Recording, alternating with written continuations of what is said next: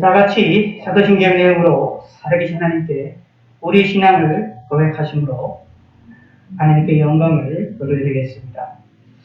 전능하사 천지를 만드신 하나님 아버지를 내가 믿사오며 그 외아들 우리 주 예수 그리스도를 믿사오니 이는 성령으로 잉태하사 동정녀 마리아에게 나시고 본디오 빌라도에게 고난을 받으사 십자가에 못 박혀 죽으시고 장사한 지 사흘 만에 죽은 자 가운데서 다시 살아나시며 하늘에 오사 전능하신 하나님 우편에 앉아 계시다가 저희로서 산자와 죽은 자를 심판하러 오시리라.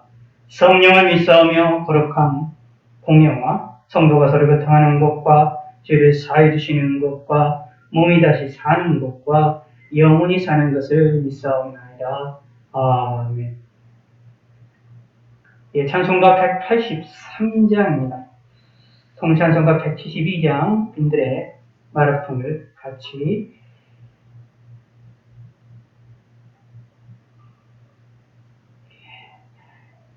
(183장)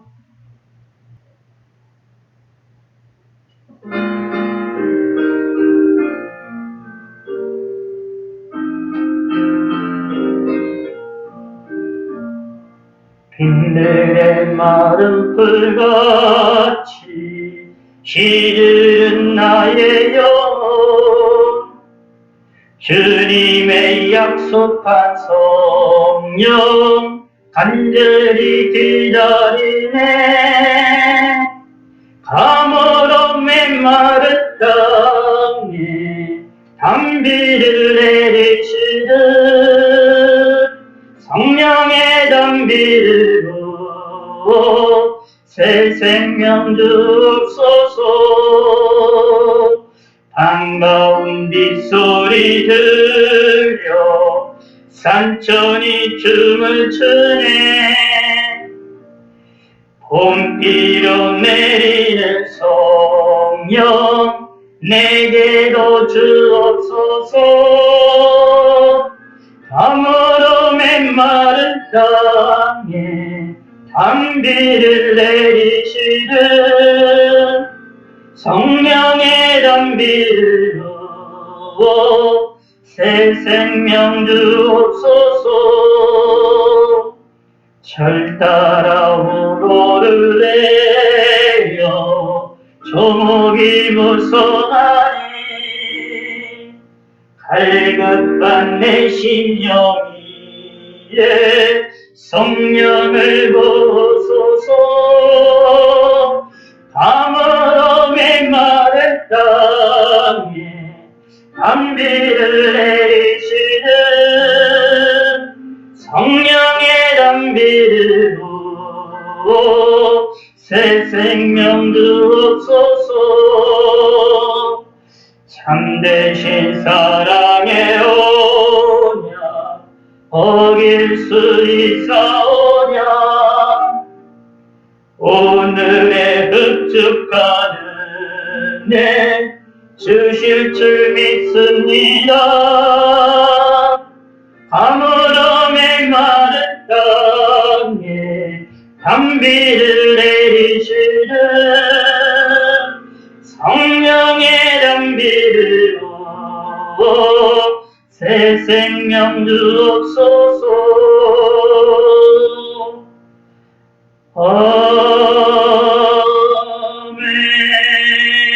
아멘.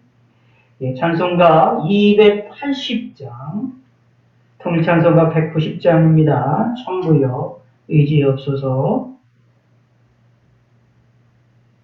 280장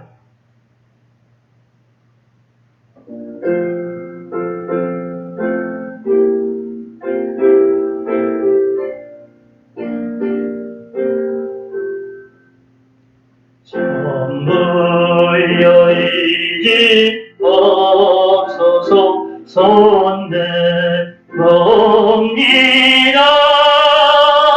주 나를 외면하시면 나오리가리까.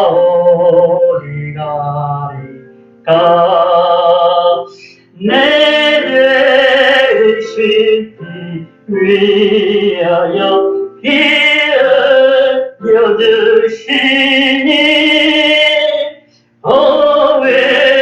회개하는 마음으로 주 앞에 옵니다. 처음부터 계신 주께서 영주를 죄인은 연락을 주시니 그 사랑은 내 죄를 씻기 위하여 빌어주시니 고백게 하는 마음으로 주 앞에 옵니다. 나의 수이기 함으로 큰 권을 받아서 주님께 구한 모든 것 늘 얻겠습니다. 내 죄를 씻기 위하여 빌어주시니 고백게 하는 마음으로 주 앞에 옵니다. 아멘.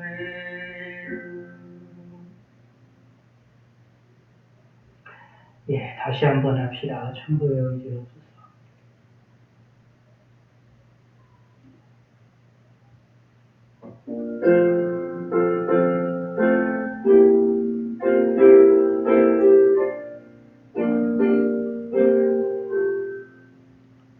천국의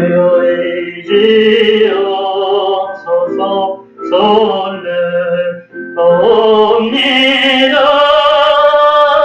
주 나를 명하시면 나어리 가리까 내 죄를 씻기 위하여 빌어주시니 고백게 하는 마음으로 주 앞에 옵니다. 처음부터 계신 주께서 영들을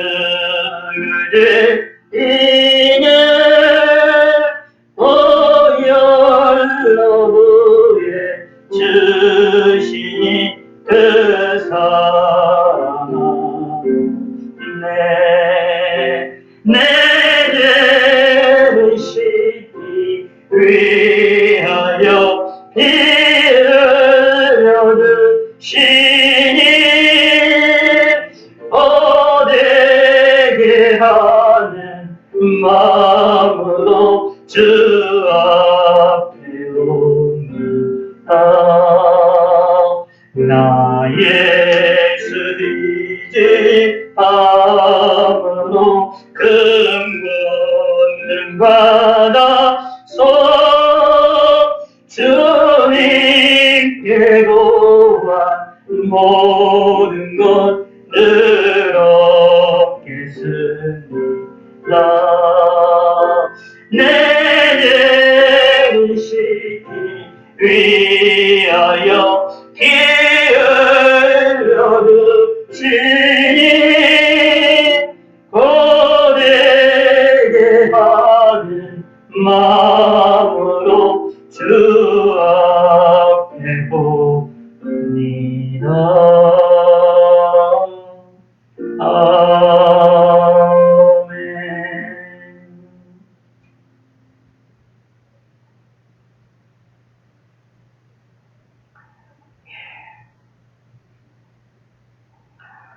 예. 하나님 말씀 요한복음입니다. 지난 주일을 이어서 봅시다. 요한복음 6장 59절에서 71절까지의 말씀. 너희도 가리느냐라는 말씀 제목으로 하나님 말씀을 함께 읽고 하나님께로부터 은혜 받는 시간이 되기를 바라겠습니다. 요한복음 6장 59절입니다. 이 말씀은 예수께서 가버나움 회당에서 가르치실 때에 하셨습니다. 제자 중 여럿이 듣고 말하되 이 말씀은 어렵도다. 누가 들을 수 있느냐 하는데 예수께서 스스로 제자들이 이 말씀에 대하여 수근거리는 줄 아시고 이르시되 이 말이 너희에게 걸림이 되느냐? 그러면 너희는 인자가 이전에 있던 곳으로 올라가는 것을 본다면 어떻게 하겠느냐? 살리는 것은 영이니 육은 무익하니라. 내가 너희에게 이른 말은 영이요 생명이라. 그러나 너희 중에 믿지 아니하는 자들이 있느니라 하시니 이는 예수께서 믿지 아니하는 자들이 누구며 자기를 팔 자가 누구인지 처음부터 아심이로라.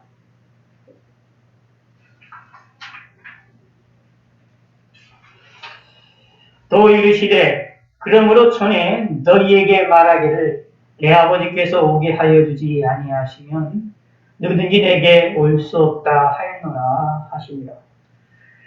그때부터 그의 제자 중에서 많은 사람이 떠나가고 다시 그와 함께 다니지 아니하더라. 예수께서 12 제자에게 이르시되 너희도 가려느냐? 시몬 베드로가 대답하되 주여 영생의 말씀이 주께 있사오니 우리가 누구에게로 가오리까? 우리가 주는 하나님의 거룩하신 자이신 주를 믿고 알아사옵나이다. 예수께서 대답하시되 내가 너희 12를 택하지 아니하였느냐?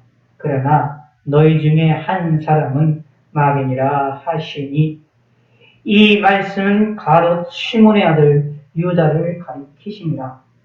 그는 12 중에 하나로 예수를 팔 자로라. 아멘.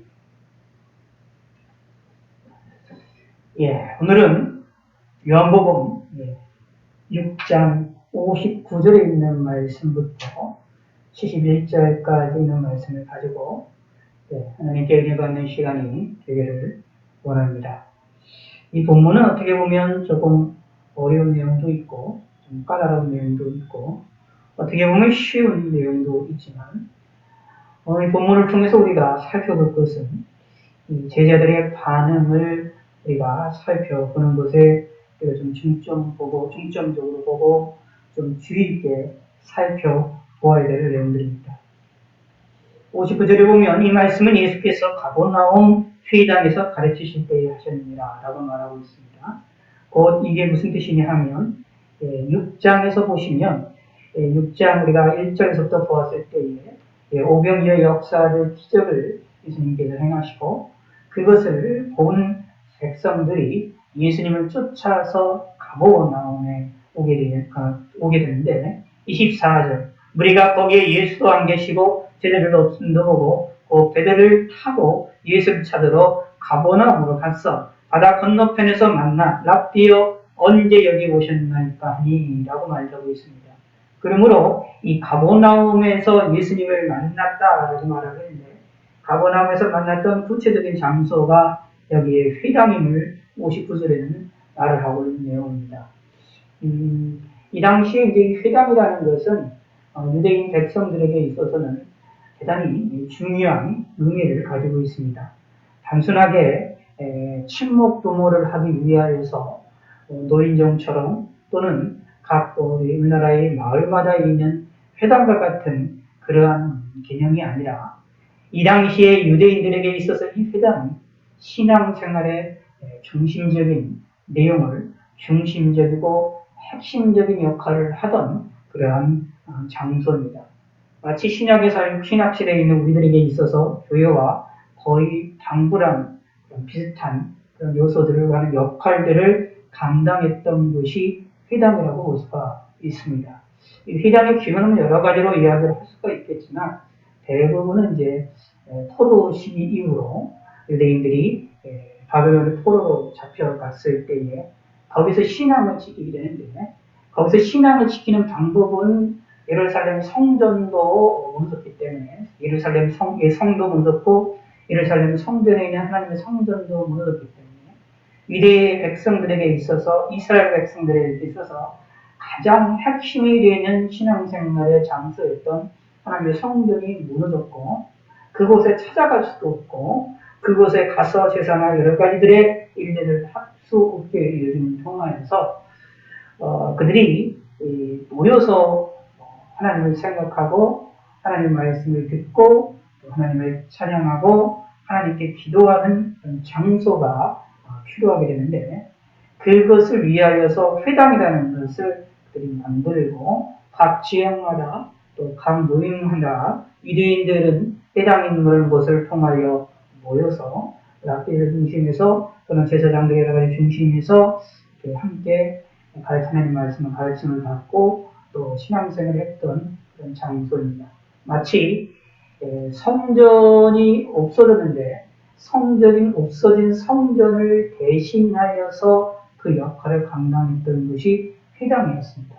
그래서 유대인들에게서는 이 회당이 대단히 중요한 의미를 가지고 있습니다. 그런데 포로 시기 이후에 다시 돌아와서 예루살렘 성전을 다시 건축을 한 후에도 이스라엘 유다 백성들에게는 이 회당이 동일하게 성전이 기능해야 될 일들을 그대로 기능하면서 동시에 회당을 통하여서도 신앙을 유지하도록 하기 위한 중요한 장소로 이들에게는 상당히 활용을 하고 있고 꾸준히 되어졌던 그런 시대입니다.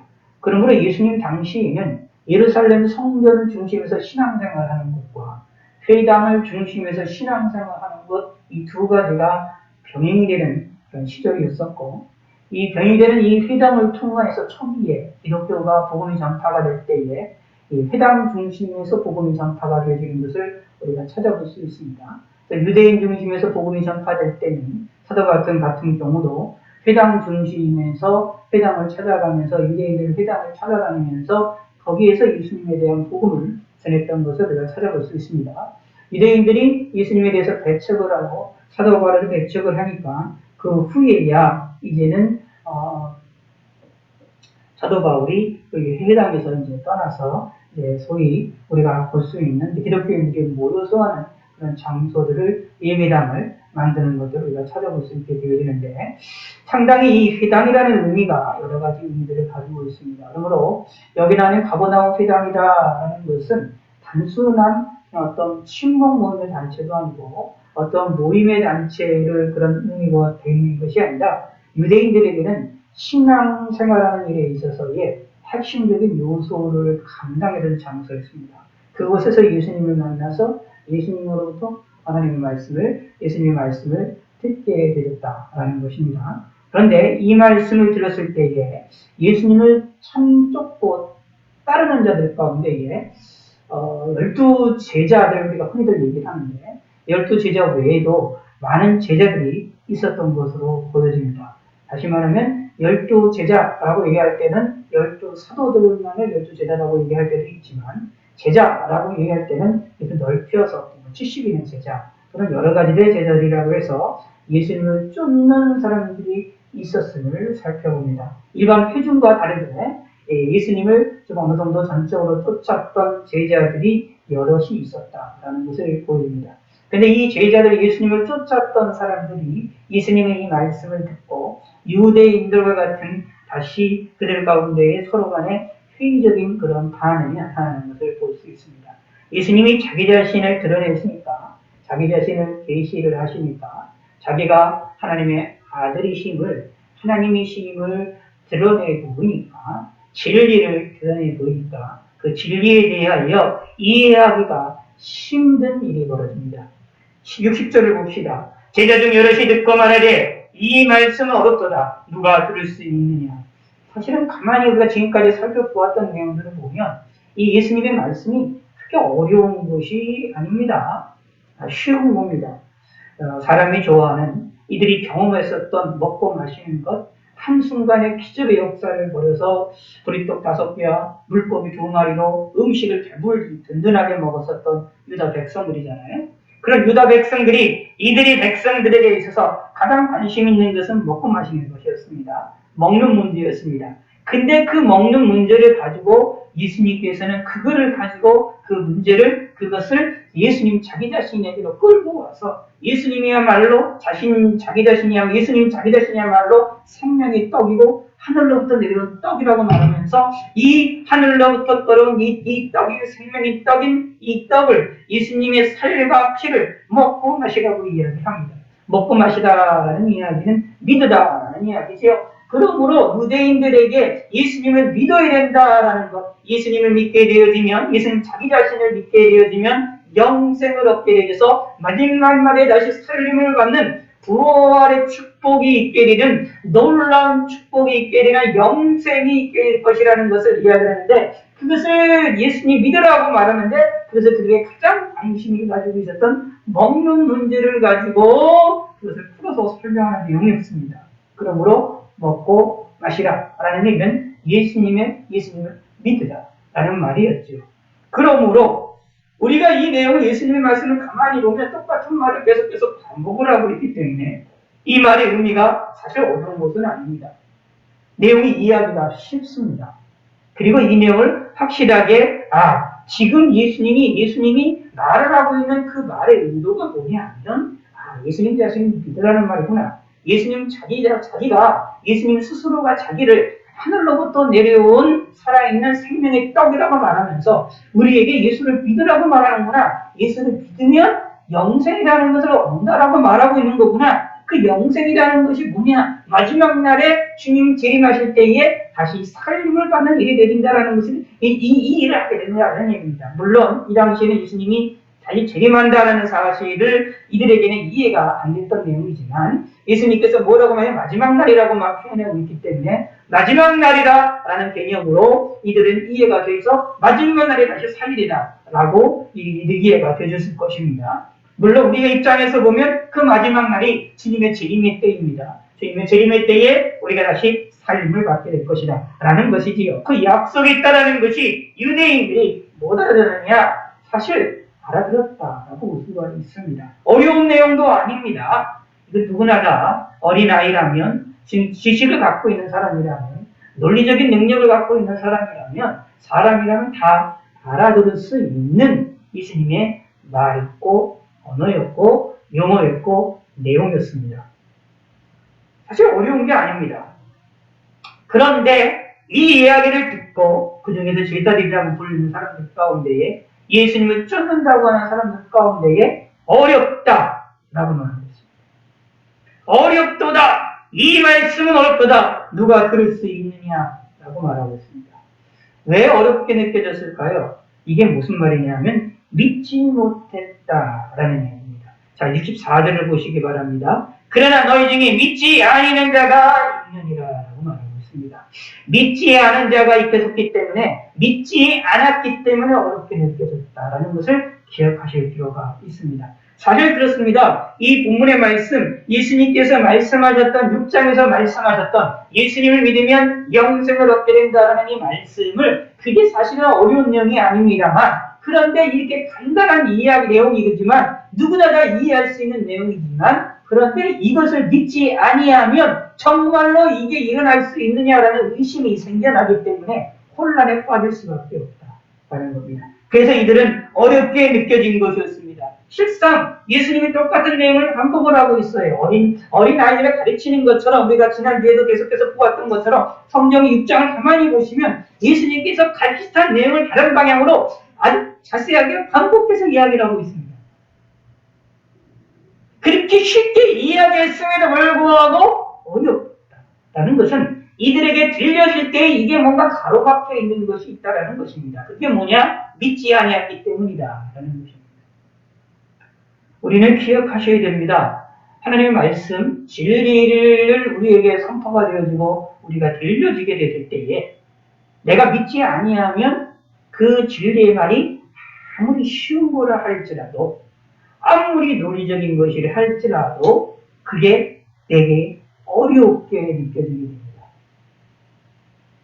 아주 기본적이고 아주 쉬운 내용이라 하더라도 그 내용이 이해하기가 힘든 내용으로 받아들여지게 됩니다.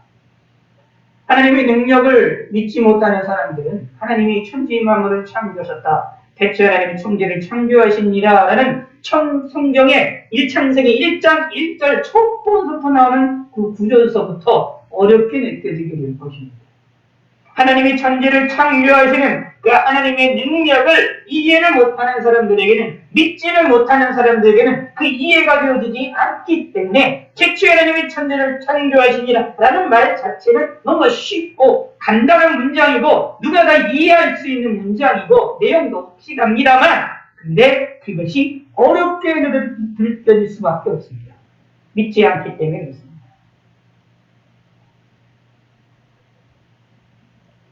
그러므로 믿는 것이 대단히 중요합니다.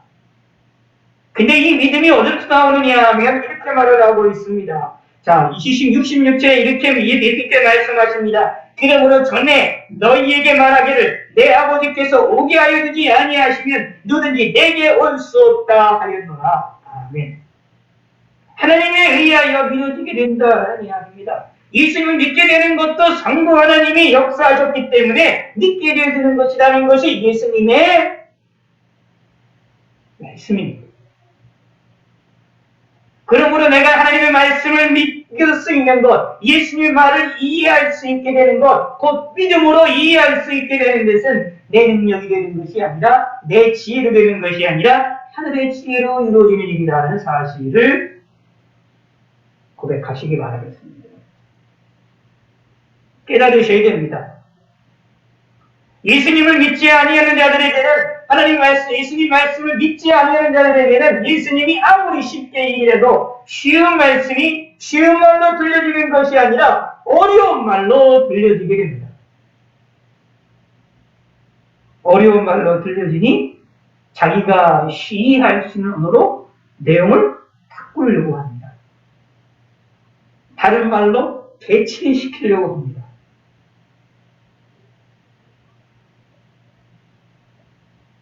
그러나 믿는 자들에게는 예수님을 믿게 되면 예수님이 내 살을 먹고 내 피를 마시는 자는 내 안에 거하고 나도 그 안에 거하리라고 말씀하신 예수님의 이 말씀을 아멘으로 받을 수 있게 됩니다.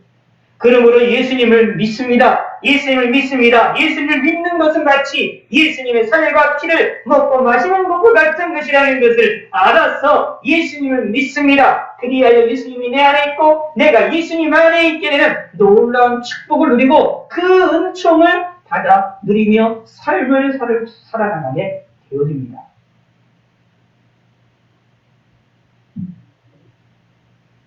그 축복이 누구에게 있느냐? 믿는 자들에게 있습니다. 믿지 아니하는 자들은 아무리 쉬운 것도 어렵습니다. 물론 성경에서 우리가 보다가 보면 좀 어려운 내용이 있는 것도 있어요.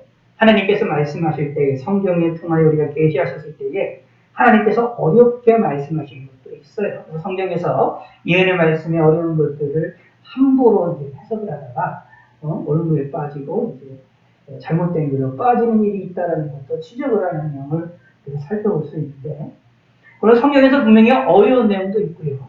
우리가 믿고 신앙생활함에도 불구하고 믿음의 눈으로 봄에도 불구하고 이해가 어려운 것도 분명히 있습니다. 어렵게 다가오는 것도 있고요. 머리를 써야 되는 것이 있고요. 공부 좀 해야 되는 것도 있습니다. 때로는 하나님께서 그렇게 우리에게 계시하신 것도 있습니다.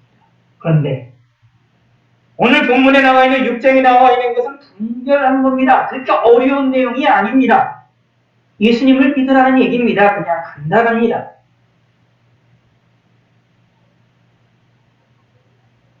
예수님을 믿으라는 이야기인데 단단하가 누구나도 이게 분명히 하는 이 47절의 말입니다. 진실로 진실로 너희에게 이르노니 믿는 자는 영생을 가졌다니 내가 곧 생명의 떡이니라라고 말하면서 믿는 자는 영생을 가졌으면 가졌다라고 말하면서 그러므로 믿어야 된다라고 말하고 있는 겁니다. 생명의 떡이신 예수님의 생명의 떡이신 예수님을 믿으라는 말입니다. 그러므로 여기서 말했던 이 부분은 이 내용은 이것이 사실 이게 복음의 기초인데 복음의 핵심인데 어려운 내용이 아닙니다.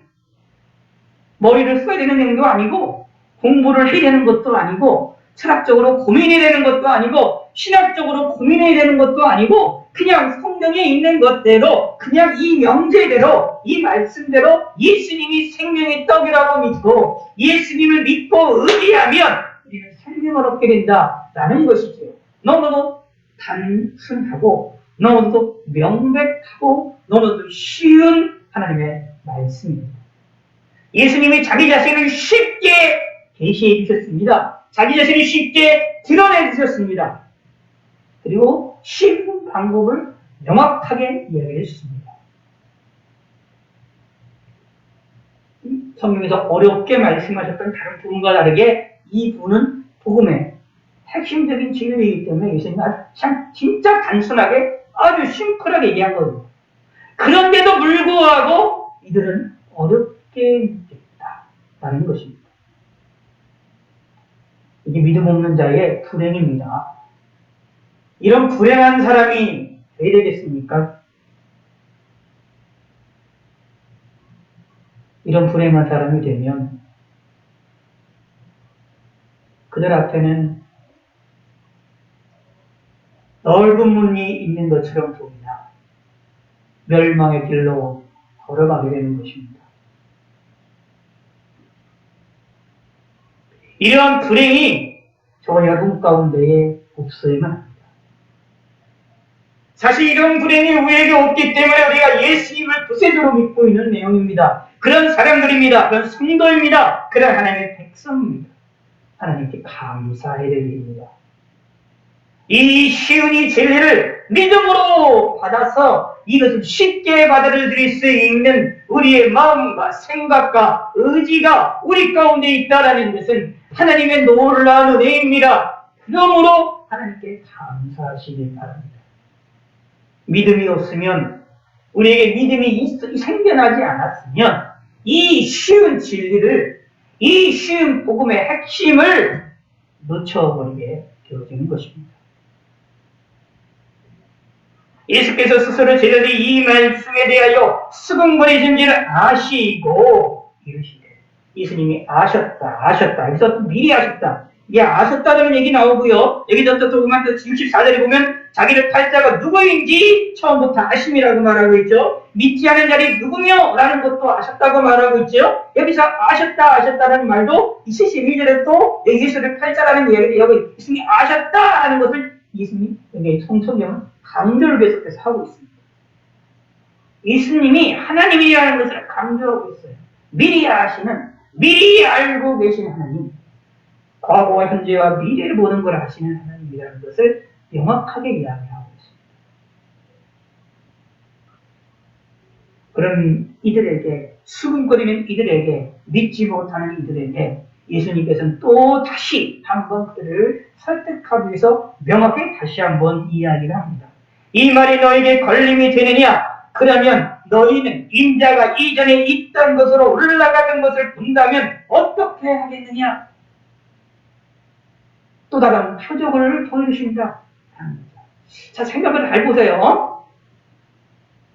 자, 지금까지 예수님이 하셨던 말씀에 이제 논리적인 것을 따라보면 이 말씀이 대단히 예수님이 파격적인 말씀이라는 사실을 알 수가 있어요.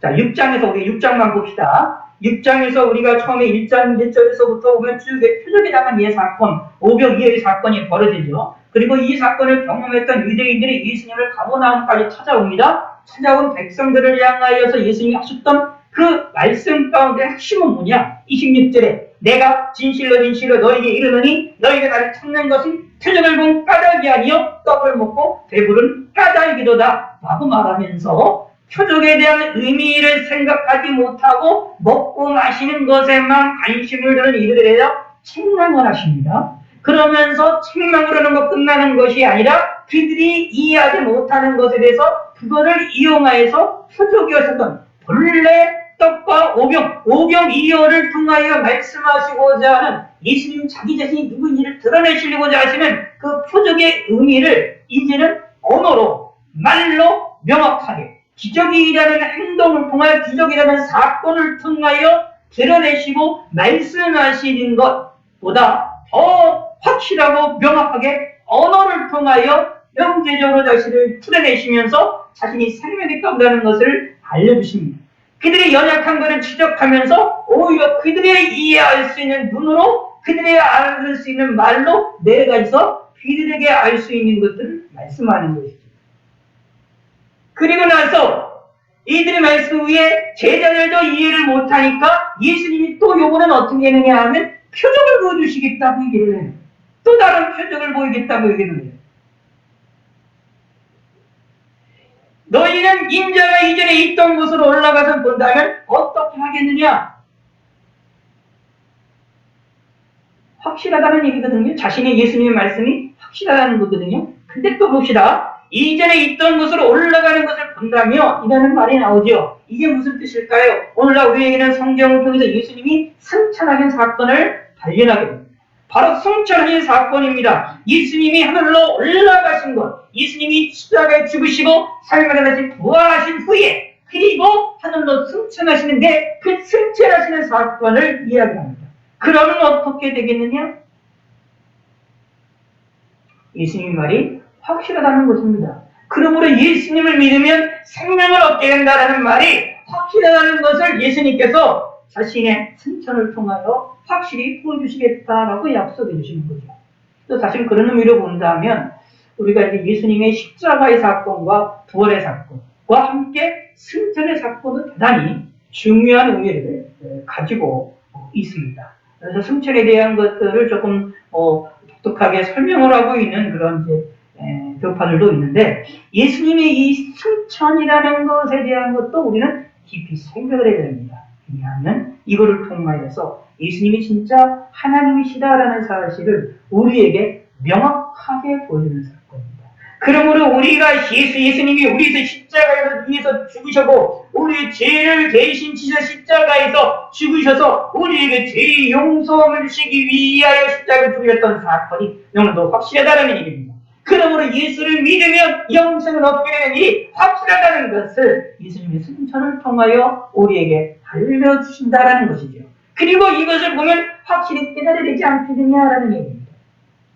그러면서 말합니다. 살리는 것은 영이니 육은 무익하니라. 그래서 육은 무익하니라 라는 말이 여러 가지 의미가 있지만 이게 살리는 것이라는 말이 나오는데 살리는 것은 저희와 연결을 시켜서 생각하시면 됩니다. 뭐와 연결을 시키면 되느냐 하면 자, 58절에 이런 말이 나오죠. 하늘에서 내려온 떡이니 조상들이 먹고도 죽은 그것과 같이 아니하여 58절 만나를 얘기합니다. 만나와 같지 아니하고 이 떡을 먹는 자는 영원히 살다. 이 떡이 뭐냐 하면 이 떡은 뭐라고 예수님이 48절 내가 뭐 생명의 떡이니라 라고 말하고 있기 때문에 예수님을 먹는 자, 곧 예수님을 믿는 자는 영원히 살리라 라고 말하고 있거든요. 그럼 영원히 살리라는 말을 또 다르게 성경에서 뭐라고 표현하냐면 영생을 얻는다 라고 말하고 있어요. 47절에 영생을 가졌나니 라고 표현을 하고 있습니다. 그래서 요한복음에서는 영생이라는 그 말이 대단히 강조가 많이 되고 있습니다. 바로 여기서 살리는 것이라는 것이 바로 영생이다 라는 얘기입니다. 그러므로 육은 무익하다 라는 얘기는 영생에 영향을 끼치지 못한다 라는 얘기입니다. 우리의 육체적인 것도 이 세상에서 유익이 있습니다. 우리 삶에 필요합니다. 그런데 그거는 우리의 영적 영원한 삶에 이 유익이 되는 것이 아님을 여기서 이야기를 하고 있습니다. 그런데 그게 중요한 것이 아니라 예수님은 그 다음에 뭐라고 말하느냐 하면 내가 너에게 이런 말이 영이요 생명이라 라고 말을 하고 있으므로 예수님의 말씀을 믿어야 된다라고 말하고 있는 거예요. 예수님의 말이야말로 정말로 살리는 것이고 예수님의 말씀이야말로 생명이다라는 말입니다. 그러므로 예수님을 믿어야 된다는 얘기입니다. 예수님 말씀이 뭐였습니까? 생명의 떡인 하늘로부터 내려온 떡, 하늘에서 내려온 떡인 예수님을 먹어야 된다라는 얘기예요.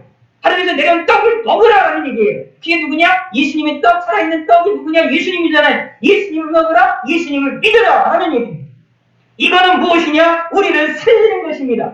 예수님을 믿는 게 무엇이냐? 나에게 생명을 주는 것이다 라는 얘기입니다. 다시 한번 제자들에게 다시 명확하게 예수님께서 다시 한번 설명해 줍니다. 근데 이 말씀이 어려운 말이 아닙니다. 이미 앞에서부터 여러 번 이야기를 하던 강동 것들 다시 한번 이야기를 하는 것입니다. 그러면서 말합니다. 그들의 잘못을 또 이야기를 합니다. 그들의 약점도 이야기를 합니다. 그러나 너희 중에 믿지 않은 자들이 있느니라. 믿지 않은 자들이 있기 때문에 이들이 예수님 말씀을 믿지 못했다라는 이야기입니다. 그러니까 이 말을 사람들이 못 알아듣겠습니까? 예수님이 알아들을 수 있게끔, 인간이면 누구나 다 알아들 수 있게끔 쉬운 용어로 또 쉬운 말로 너무도 명확하게 이들에게 있어서 살리는 것은 영원히 유일무이하니 내가 본 너에게 어디는 말은 영이요 생명이라는 말씀이 이들에게는 어려운 얘기가 아닙니다. 너무도 익숙한 것인데 살리는 것은 영원히 유일무이하다는 말도 이들에게 너무 익숙한 말인데 이걸 통하여 예수님의 말을 믿어야 된다. 예수님이 생명이라는 사실을 알려주는데 이들이 이것을 못 알아듣겠습니까? 알아듣지요. 그래서 말합니다. 이는 예수께서 믿지 않는 자들이 누구며 자기 팔자가 누군지 처음부터 아십니다. 그런데 이들은 아는데도 불구하고 예수님께서 이런 말씀을 하심에도 불구하고 이들은 이해를 했음에도 불구하고 어떻게 되느냐 하면 자 66절을 보시면 그때부터 그의 제자 중 많은 사람이 떠나가고 라고 말하고 있습니다. 예수님을 떠나가는 일이 벌었다. 알아들었는데 떠나간다. 말은 무슨 뜻이냐면 예수님의 진정한 모습을 받아들이지 못했다라는 얘기입니다. 예수님 말씀을 받아들이지 못했다. 곧 믿지 아니하였다라는 이야기입니다. 그러면서 65절에 말합니다. 그러므로 전에 너희에게 말하기를 내 아버지께서 오게 하여 주지 아니하시면 누구든지 내게로 올 수 없다 하였다.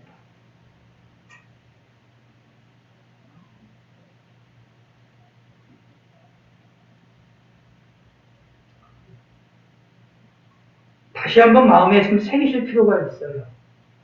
진리가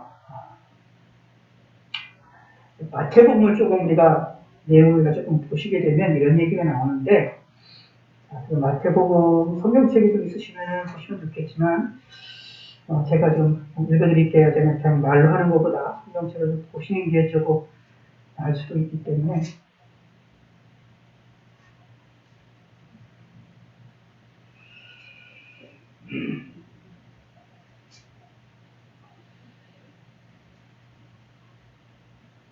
예. 마태복음 7장입니다. 7장 6절. 유명한 얘기죠. 비판하지 말라는 말과 연결되는 건데. 읽어보겠습니다. 제가. 거룩한 것을 개에게 주지 말며 너희 진주를 돼지 앞에 던지지 말라. 그들이 그것을 발로 밟고 돌이켜 너희에게 찢어 상하게 할까 염려하라. 아멘. 진주를 돼지 앞에 던지지 말라고 말하고 있잖아요. 그래서 이게 이 신앙생활의 이 세상이라는 것의 특징이 여기서 하나님께서는 이렇게 말하고 있어요. 진주가 우리에게 떨어졌을 때 그것을 받아들이는 사람이 있고 소중하게 알아듣는 사람이 있고 그것을 좋은 것이라는 것을 깨달아서 그것을 보관을 해서 그것을 좋게 사용할 수 있는 사람이 있고 진주가 떨어지는데 그 진주가 쓸모없는 것처럼 생각이 되어져서 그것을 발로 밟고 그것을 깨트리고 그것을 준자를 공격을 하게 되는 사람들이 있다. 개나 돼지와 같은 사람. 이것은 좀 사실 충고와 관련된 내용이지만 사실은 이건 단순하게 충고와 관련된 것이 아니라 이 세상에서 일어나고 있는 특징을 우리가 보여주고 있는 겁니다. 사실 이런 사건들이 뭐가 일어나냐면 예수님의 십자가의 사건을 통해서도 우리에게 명확하게 보여주죠. 예수님께서 십자가 못 박혀서 죽으셨을 때에 홀로 죽으신 게 아니었죠. 십자가 못 박힌 것이 아니었죠. 거기서 양편 강도가 있었습니다. 강도 두 사람이 양편에 예수님 양편에서 같이 달려서 죽었습니다. 근데 이 강도가 달려서 죽었는데 이 죽을 때 이 모습 두 사람 중에 어떻게 그 모습이 나올까요? 한 사람은 예수님을 믿지요. 한 사람은 예수님을 끝까지 원망하지요. 물론 복음서들 전체를 우리가 살펴볼 경우에는 처음 보게 되면 처음에는 이 두 강도가 다 예수님에 대하여 부정적으로 보았던 걸로 같습니다. 그러나 중간에 한편 강도는 예수님의 모습을 보고 예수님을 영접한 것으로 보여줍니다. 그리고 한쪽에서는 예수님을 끝까지 믿지 못하고 공격을 합니다. 그래서 우리가 십자가 사건에도 보면 두 가지가 확 달립니다. 예수님을 믿는 사람이 있고 믿지 않는 사람이 있다. 마찬가지입니다. 오늘 복음에서도 마찬가지, 오늘 본문에서도 마찬가지입니다. 예수님의 말씀, 진리가 던져지게 되면 이 세상의 특징은 진리가 던져지게 되면 진주가 떨어지게 되면 그 진주를 소중히 진주라는 것을 알아서 분별하여서 그것을 받는 사람이 있고 그것을 잘 활용하는 사람이 있고 그것을 빼앗기고 버리는 사람들이 있다. 진리의 말이 떨어졌을 때 그 말씀을 받는 사람이 있고 그것을 던지는 사람이 있다. 요한계시록에 보면 이제 그런 얘기가 나오죠. 마지막 날의 특징이 또 이제 요한계시록에 맨 마지막에 나오는데, 자, 우리가 다시 한번 제가 그것도 한번 읽어 드리도록 할게요. 자, 너무나도 잘하는 내용입니다. 요한계시록 22장 11절 말씀인데 제가 읽어드릴게요. 불의를 행하는 자는 그대로 불의를 행하고 더러운 자는 그대로 더럽고 의로운 자는 그대로 의를 행하고 거룩한 자는 그대로 거룩하게 하라. 마지막 날의 특징은 뭐냐? 불의한 자는 계속 불의하게 되는 것이고요. 더러운 자는 계속 더럽게 되고 의로운 자는 계속해서 의를 행하고 거룩한 자는 계속 거룩되어지게 되는 일이 벌어집니다. 딱 달라진다라는 이야기입니다. 이게 하나님이 이 세상을 다스리시는 섭리의 방법임을 빨리 깨달으셔야 됩니다. 오늘 본문에도 그게 나와요. 예수님이 이런 말씀을 이들이 이해를 못하고 어렵다 그리고 수근수근거려가지고 말을 했을 때 여기 61절서부터 64절까지 있는 말씀 그리고 65절에 있는 말씀들을 굳이 안 해도 돼요. 안 하셔도 됩니다. 사실 이해 안 했으면 이해를 못하는 다른 제자들도 같이 끌고 모아서 같이 더 생활할 수가 있었을 것입니다. 같이 끌고 더 움직일 수 있었을 것입니다. 그러면 예수님이 조금 더 육체적으로 편안해졌을 수도 있을 것입니다. 근데 예수님은 그렇지 않으셨죠. 오히려 더 명확하게 다시 한번 설명을 해주면서 동시에 그들 가운데에 믿지 않은 자들이 있다라고 말하면서 지적을 해주면서 너희에게 이 말하기를 내 아버지께서 오게 하여 주지 아니하시면 누구든지 내게 올 수 없다 하는 말씀을 다시 한번 하십니다. 바로 조금 전에 말씀하셨던 6장 앞에서 말씀하셨던 내용을 다시 한번 이야기를 하는 것을 살펴볼 수 있습니다. 39절에 6장 39절에 나를 보내신 이의 뜻은 내게 주신 자 중에 하나도 이러하여 버리지 아니하고 마지막 날에 다시 살리는 이것입니다. 라고 말합니다. 37절 아버지께서 내게 주시는 자는 다 내게로 올 것이요 내게 오는 자는 내가 결코 내쫓지 아니하리라. 이 말씀하셨던 것을 다시 여기에 65절에 다시 반복을 해주시고 계세요. 그래서 그들의 생각을 그들의 마음을 다시 한번 뒤집어 놓습니다. 뒤집어 놓고 드러나게 만드셨습니다. 진리를 더 명확하게 드러내셨습니다.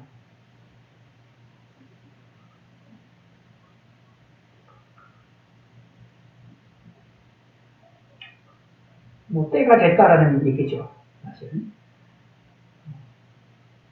곡식 중에서 알곡과 거르지를 가르는 그런 때라고 볼 수가 있습니다. 그 때가 되었으니 예수님께서 명확하게 해서 예수님을 믿지 않는 자들을 떠나도록 하게 하셨던 사건이 될 수 있는 것입니다.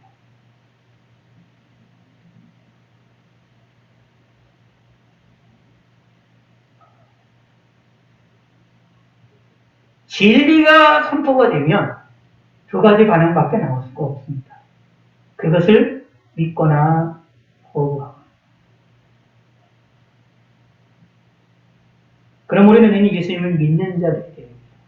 그리고 진리를 통하여 무엇이 일어나게 되느냐? 선포가 되는 것, 진리가 주어지는 것을 통하여 무슨 일이 벌어지느냐? 예수님의 말씀이 선포되는 것으로 무슨 일이 벌어지느냐? 의인은 더 의로운 행동을 하게 되고 거룩한 사람은 더 거룩된 삶을 살게 되도록 하게 하고, 불의한 자는 더 불의한 삶을 살도록 하게 만드신다. 라는 겁니다. 이게 또 하나님의 뜻이 되어지기도 합니다. 그러므로 결국 나는 어느 편에 서 있느냐가 중요합니다. 나는 하나님 앞에 어느 편에 서 있느냐가 나의 인생을 결정하고 나의 영원한 삶을 결정합니다. 근데 하나님께 감사드릴 것은 우리가 어느 편에 서게 되어졌습니까? 예수님을 따르는 자의 편에 서게 되어진 것입니다. 분명히 말합니다. 그때의 그의 제자들 중에 많은 사람은 떠나가고 다시 그와 함께 다니게 아니하였다. 예수님을 따르지 아니한 자들도, 다시 따르지 아니한 자들도 나왔다. 라는 얘기입니다. 예수님 안에 멀리 간 자도 있었다. 그러나 그렇지 않고 예수님을 쫓는 사람이 있었습니다. 오늘날 우리들도 이렇게 예수님을 쫓는 자들입니다. 예수님을 믿는 자들입니다. 예수님께서 말합니다. 예수께서 12 제자에게 이르시되 너희도 가려느냐? 물어보십니다. 선택의 순간을 주시는 겁니다. 때로는 하나님이 우리에게 이런 선택의 순간을 줄 때가 있어요. 우리의 마음은 아닌데도 불구하고. 요한복음 그게 좀 많이 나와요. 마지막 요한복음 마지막에서 보면 베드로도 부활의 주님 예수님 만난 다음에 만난 베드로에게 예수님께서 물으시냐, 네가 이 사람 중 나를 더 사랑하느냐 물어보죠. 뻔히 이 베드로의 마음은 아닌데도 불구하고 베드로에게 물어봅니다. 어떻게 보면 베드로에게 있어서는 그게 가장 상처가 되는 것이었습니다. 예수님이 십자가에 못 박혀서 돌아가셨을 때에, 그때 죽으실 때에 예수님을 3번 부인했던 사람이 베드로거든요. 그러므로 베드로는 사람이었기 때문에 그러므로 그 마음에 상처가 있었어요. 미안함이 있었죠. 죄송함이 있었죠. 근데 예수님을 사랑하는 마음이 없었느냐? 그렇진 않아요. 누구도 많았습니다. 그럼에도 불구하고 그것을 제대로 표현을 못했었기 때문에, 바르게 그것을 드러내지 못했기 때문에, 자신이 말한 대로 행동하지 못했기 때문에 그의 마음에 고통 가운데 있었습니다.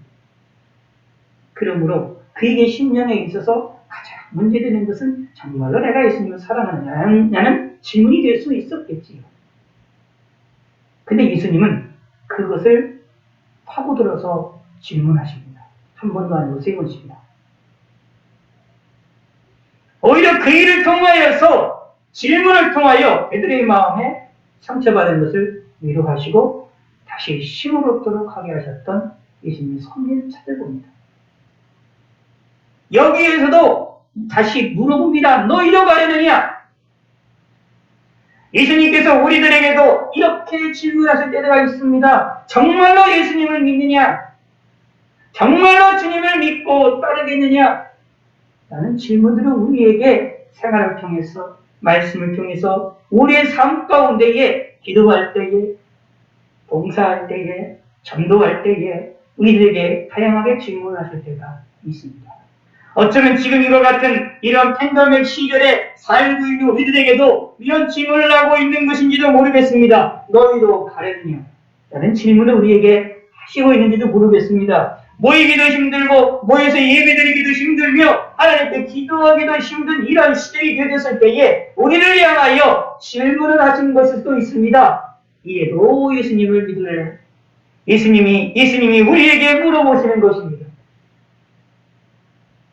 이런 고통에도 이렇게 힘들어도 힘들게 신앙생활 하는데도 불구하고 예수님을 믿고 예수님을 쫓을 이렇게 질문하시는 것이라는 의미입니다. 이런 질문에 우리는 우리의 믿음을 가지고 대답하시길 바라겠습니다. 시몬 베드로가 대답합니다. 주여, 영생의 말씀이 주께 있사오니 우리가 누구에게로 가오리까? 영생의 말씀이 주님께 있다 라고 말하는 것은 예수님의 말씀을 이해했을 뿐만 아니라 예수님이 말하고자 하는 예수를 믿으면 영생을 얻겠다라는 말이, 예수님의 말이 그것을 확실하게 믿음을 가졌다라는 이야기입니다.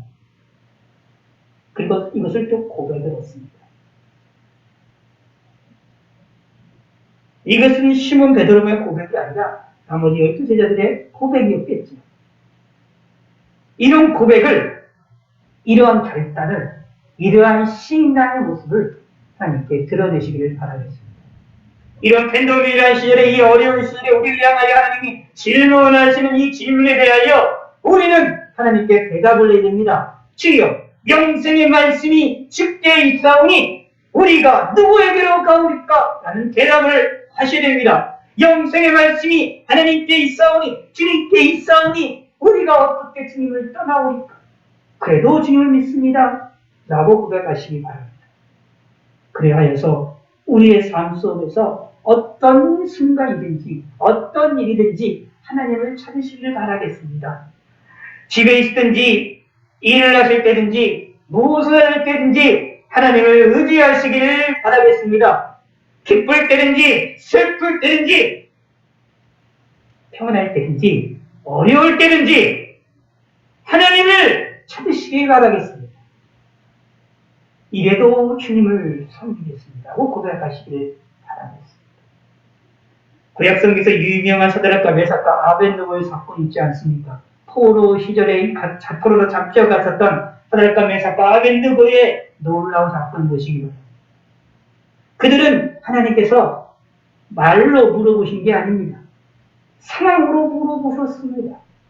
느부갓네살이 큰 자신의 동상을 세워놓고 그 동상에 절을 하게 하지 않습니까?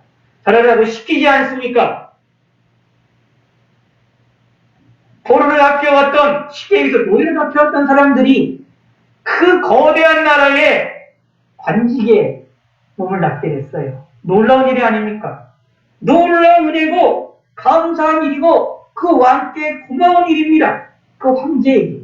그런데 하나님을 더 두려워했고 하나님을 더 사랑했고 하나님을 더 의지했었기 때문에 그 우상에 절을 하지 않습니다. 죽어도 우상에 절을 하지 않습니다. 그 모습을 본 시기하고 식견한 자들이 느부갓네살 왕에게서 와가지고 이들을 고발했는데도 불구하고 고발을 당했으면 바로 죽어야 되는데 큰 불무에 불꽃에 들어가서 죽어야 되는데 그 왕이 이들을 아껴서 다시 한번 기회를 주잖아요. 기회 준다라는 걸 되게 간단하게 생각하실 게 아닙니다. 예전의 왕권이라는 것은 오늘날의 대통령의 권한이나 오늘날의 왕의 권한과 완전히 다릅니다. 이 고대 시대의 왕권, 특히 황제, 이 바벨론의 그 거대한 나라의 이 황제, 이제 역사를 보면 고대로 이제 7대 불가사의 이런 식으로 이게 나오면서 나오는 것 중에 하나가 이제 느부갓네살 왕에 의해서 만들었던 공중정원이라는 것이 있거든요. 그럴 정도로 그 당시에 모든 것이 발전했고 권력이 있고 모든 것을 가지고 있었던 시절입니다. 근데 그 황제가 밑에 있는 신하를 향하여 다시 한번 기회를 준다? 있을 수 없는 일입니다. 근데 그럼에도 불구하고 쉽게 감격하고 입장에서 보면 사드락과 메삭과 아벳느고 입장에서 보면 감격하고 감동을 받고 그 황제가 자신들을 생각한다는 것에 대하여 큰 기쁨을 누려서 감동해서 거기에 절을 할 수밖에 없는 그런 상황이 될 수도 있는 것입니다. 사실은 감동하고 감격해야 되는 상황입니다. 그런데 그들은 무엇을 어떻게 했습니까? 절을 하지 않았습니다. 하나님이 구해주실 것이라고 믿는다고 고백하지만 하나님이 그렇게 하지 않습니다 할지라도 절을 하지 않겠다고 얘기를 합니다. 이 이야기를 듣던 느부갓네살 왕이 화가 났잖아요. 엄청나게 화가 나서 평소보다도 불을 7배나 세게 불을 피우고 이들을 던지라고 말하지 않습니까? 그때 사드락과 메삭과 아벳느고가 상황 속에서 하나님을 믿을래? 이래도 하나님을 섬길래? 라는 질문을 하셨을 때에 이들은 대답을 했습니다. 베드로가 대답한 것처럼 주여 영생의 말씀이 주께 있사오니 우리가 누구에게로 가오리까? 라는 대답처럼 하나님을 선택했습니다. 우리들도 이러한 선택을 하시길 바라겠습니다. 이 어려운 시기에 힘든 시기에 어떤 상황이든지 하나님을 의지하시길 바라겠습니다. 비록 보지 못한다 할지라도 하나님을 더 간절히 찾으시길 바라겠습니다. 솔직히 화면을 보고 말씀을 듣는다는 게 내 마음에 감동이 옵니까? 오긴 오지요. 근데 어려서 할 때보다 솔직히 강하지 않아요. 그렇잖아요. 찬송 부르고 기도한다는 게 쉽습니까? 쉽지가 않아요. 내 옆에서 다른 사람의 찬송 소리 들리고 기도 소리가 들려야 나도 조금 뭔가 힘이 나지. 아무도 소리가 안 들리게 혼자 있는데 찬송 부르고 기도한다는 것이 그렇게 아주 쉽습니까? 어렵지요.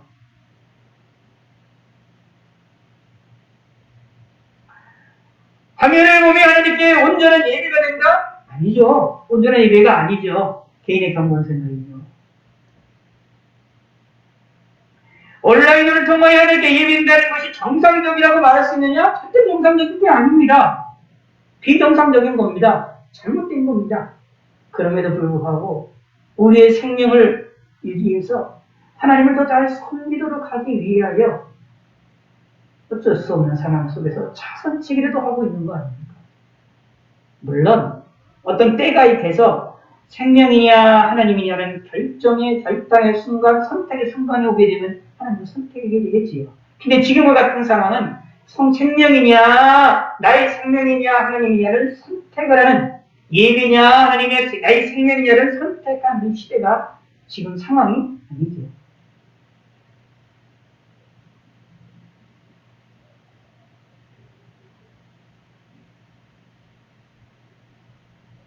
제가 이런 말씀 드리는 이유는 뭐냐면 이렇게 온라인으로 함께하고 온라인에 듣는 것이 힘든 것이다 라는 것입니다. 어려운 것이라는 이야기입니다. 근데 하나님께서는 이 일을 통해서 우리에게 개개인에게 질문하시고 계시는 겁니다. 이래도 이런 상황에도 하나님을 찾을 것이냐? 이런 것 속에서도 힘들게 신앙생활하는 이 속에서도 하나님을 의지할 것이냐? 이 질문에 우리는 대답을 하셔야 됩니다. 이 질문에 확실한 대답을 하셔야 됩니다. 그래도 주님을 찾겠습니다. 힘들어도 하나님께 찬송하겠습니다. 힘들어도 하나님께 기도하겠습니다. 힘들어도 하나님의 말씀을 듣겠습니다. 라고 결심하시고 그래도 힘들어도 하나님께 나아가시는 성도가 되시기를 바라겠습니다. 어떤 의미로 보면 이런 팬데믹의 시절에 이 전염병 때문에 예배도 못 드리는 성도가 얼마나 많은지 온라인으로라도 하나님의 말씀을 들을 수 없는 사람들이 얼마나 많은지 우리 조금만 생각해보면 알 수가 있습니다. 그래도 우리나라는 이런 것들이 하나님이 발전하게 하셔서 이런 거라도 차선책이라도 찾을 수 있게 하신 것에 대해서 감사합니다. 그럼에도 불구하고 부족한 건 사실입니다. 그런데 여기를 향하여 이 모습을 통하여 하나님이 나에게 질문하십니다. 베드로처럼 대답하시기를 바라겠습니다. 그런데요, 7절에 보면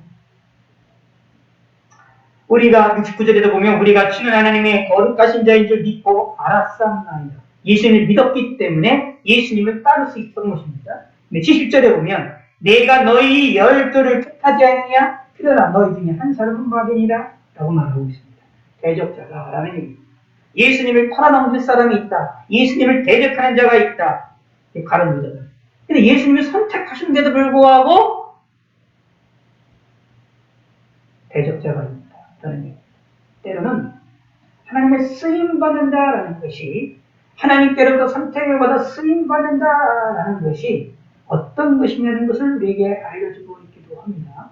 하나님께서는 순수하게 믿음의 사람들을 통하여서 하나님의 뜻을 이루어 나가실 때도 있지만 이렇게 가룟 유다라는 사람을 예수님은 처음부터 아셨음에도 불구하고 71절에 말합니다. 예수님이 이 사람에 대해서 처음부터 아셨다는 사실, 이 말씀은 가룟 시몬의 아들 유다를 가리킵니다. 그는 12 중에 하나로 예수를 탈 자다 라고 말합니다. 그런데 64절에 보면 여기에 보면요, 이는 예수께서 믿지 않는 자들이 누구며 자기를 탈 자가 누구인지 처음부터 아심이 일어나 라고 말하고 있으므로 예수님이 처음부터 알았음에도 불구하고 가룟 유다를 12 제자로 12 수도로 뽑았다라는 겁니다.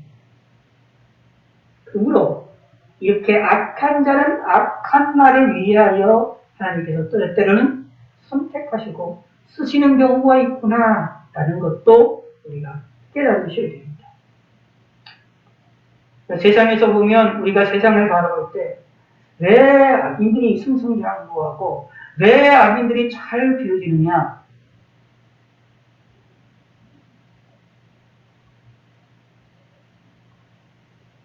그런 질문들을 합니다.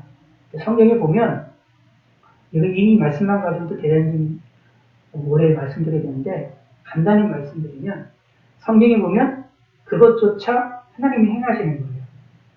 하나님이 그렇게 행하시기 때문에 그들이 잘 되는 거예요. 근데 하나님이 왜 그 악한 자들을 승승장구하게 하나님이 향하시느냐? 이은즉슨 성경에 의하면 심판을 위하여 하나님께서 진노를 위하여 그들의 머리에 숯불을 쌓아놓는 것입니다. 이게 이제 하나님의 섭리입니다. 그래서 성경에서는 악인들이 잘 되는 것을 보고 낙담하거나 실망하거나 넘어지지 말라고 말하고 있습니다. 왜냐하면 그들이 승승장구하는 것처럼 보이냐 나중에 마지막은 갑자기 망하게 될 것이다. 머리에 쌓아놓았던 그 숯불이 갑자기 머리 위로 쏟아질 것이다. 그것을 바라보고 실망하거나 낙심하지 말라라는 이야기. 그 사건이 예수님께서 마귀라고 말하는 다른 유다를 선택하셨던 12 제자 가운데 한 명으로 선택하셨던 하나님의 섭리 가운데 있음을 우리는 또 찾아볼 수 있게 되어집니다. 마무리를 하겠습니다. 좀 시간이 많이 지났는데 잊지 마시기 바랍니다. 복음이 다시 말하면 진리가 선포되면 두 가지 반응이 나옵니다. 하나는 믿는 자가 있고 믿지 않은 자가 있습니다. 그런데 아무리 쉬운 진리의 말이라 할지라도 복음의 핵심적인 쉬운 말이라 할지라도 믿지 아니하면 어려울 수밖에 없습니다. 받아들이지 못하기 때문에 그렇습니다. 그러므로 믿는다라는 것처럼 중요한 것이 없습니다. 저와 여러분은 믿는 자들이 되셨습니다. 그리고 하나님께로부터 놀라운 복을 받은 사람입니다. 하찮은 게 아닙니다. 예수님을 구세주로 믿을 수 있게 되신 것 절대로 하찮은 게 아닙니다. 너무나도 귀중한 겁니다. 너무나도 놀라운 일인 것입니다. 아무나 할 수 없는 일입니다.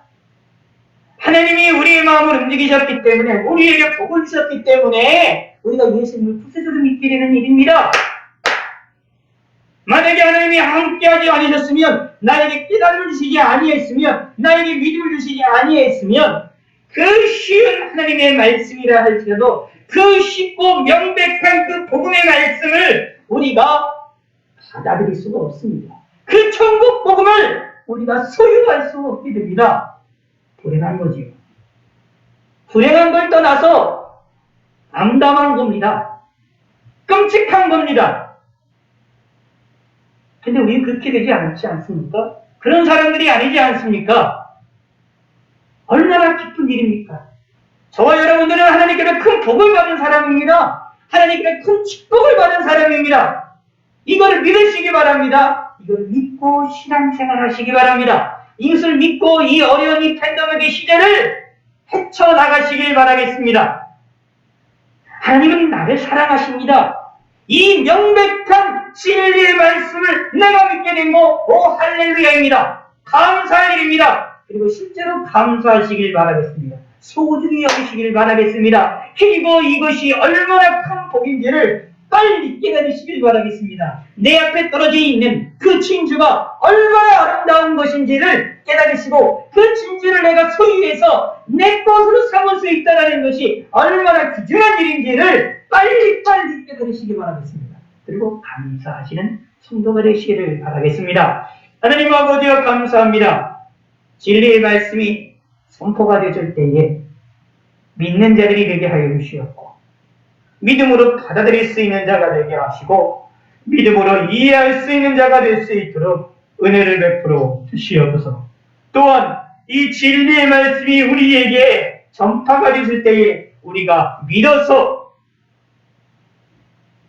이해하고 받아들일 수 있는 자가 되신 것 또한 하나님 감사드립니다. 이 일이 얼마나 소중한지를 깨달을 수 있도록 도와주시었고 하나님의 놀라운 은혜를 깨달을 수 있도록 은총을 베풀어 주시옵소서. 예수님의 이름으로 기도드렸습니다. 아멘. 하늘에 계신 우리 아버지여, 이름이 거룩히 여김을 받으시오며 나라에 나오시며 뜻이 안에서 이루어진 것 같이 땅에서도 이루어지이다. 오늘날 우리에게 일용할 양식을 주옵시고 우리가 우리에게 죄 지은 자를 사해준 것 같이 우리 죄를 사해 주옵시고 우리를 시험에 들게 하지 마옵시고 다만 악에서 구하옵소서. 대개 나라와 권사와 영광이 아버지께 영원히 있사옵나이다. 아멘.